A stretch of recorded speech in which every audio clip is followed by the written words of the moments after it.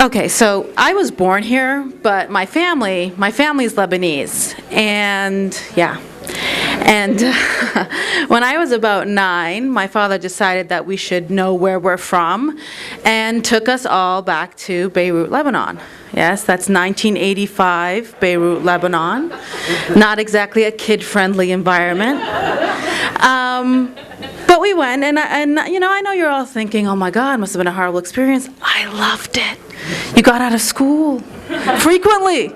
No, I did. It really made me the person that I am today. It tested my mettle in ways that I never thought possible at a very young age. So I loved it. But when I was 19, I said, I have to go back to where I'm really from. Sorry, Dad, I'm going back to the U.S. And I went back and I moved to California.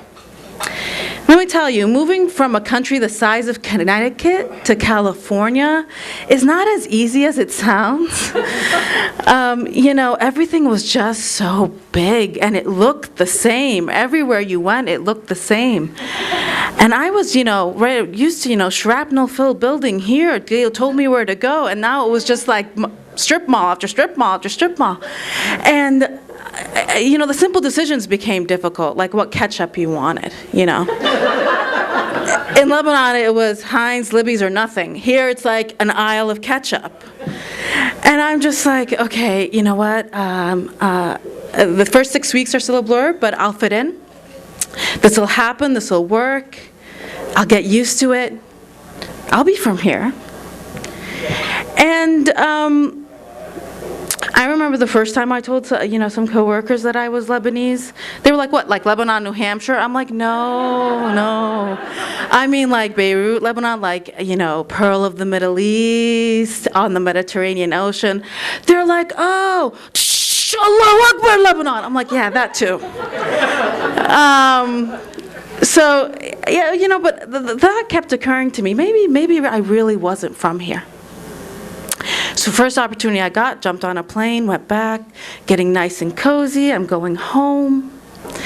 And I'm going to be very un-PC and call her a hostess, talks to me in English. And I replied to her in fluent Arabic. And she speaks to me in English again. And I replied to her in Arabic again. And this continues to happen to me throughout the flight. Throughout my entire stay in Beirut, no one will speak to me in Arabic. As much as I convince them that I seriously speak the language. And I go, what, do I not look Lebanese? I mean, okay, I'm not a size 0, I didn't get a boob job or a nose job, I don't wear a ton of makeup, but I'm Lebanese. Finally, one day it happens, right? This older lady speaks to me in Arabic. And I tear up. And I'm like, thank you, you don't understand, you acknowledged where I'm from. And she's like, well, honey, you were trying so hard. And she was right, I was trying very hard. But that kind of trying hard, nose to the ground assertiveness, that's the American in me. And I thought, you know what? So maybe the Lebanese are onto something. Maybe I'm not from here. So I came back,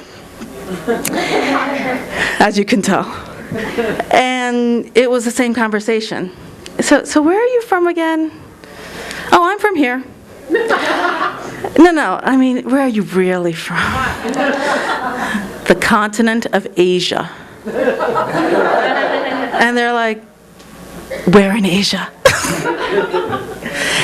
Okay, I'm from Lebanon, for Christ's sake, it's Lebanese. And they're like, oh, that explains it. I go, explains what exactly? But you know what? I mean, that's the thing about having a hyphenated identity. When you're here, you're from there, and when you're there, you're from here, and you are always split in between two places. So where am I from? Here. There.